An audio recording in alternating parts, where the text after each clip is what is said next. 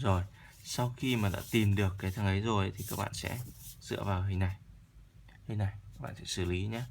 Thì ta có sự V này, ta có V này, được chưa? V nó sẽ bằng là tích phân từ 6 đến 8 này của thằng x bình trên 3 trừ đi trừ đi 16 này, trừ đi x trừ 4 tất cả bình này, đóng ngoặc này, pi ngoài nhá, dx này, cộng với tích phân từ 8 đến 12 của thằng x bình trên 3 dx, cộng với bình phương mà, được chưa? Cộng với thằng này 64 trừ x trừ 8 bình dx, được chưa? Tất cả đều có pi nhé. Bây giờ mình phải tính bằng máy này, nhập cái này vào cũng khá là mệt đấy. Wow. Đúng là 10 điểm mà không dễ dàng gì đúng không?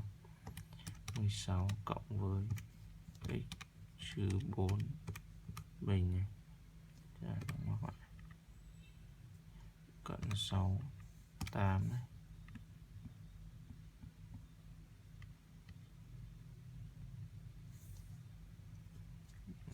Ok. Rồi, đúng rồi. Cộng tích phân này x bình trên 3 8 này, 12 này, được chưa? Cộng này, tích phân này 64 này, rồi 64 trừ x trừ 8 tất cả bình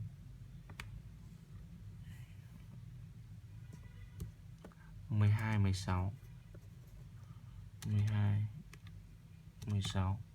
Những câu như này các bạn làm cuối cùng nhé, bằng tính toán sai cái là ốm ngay.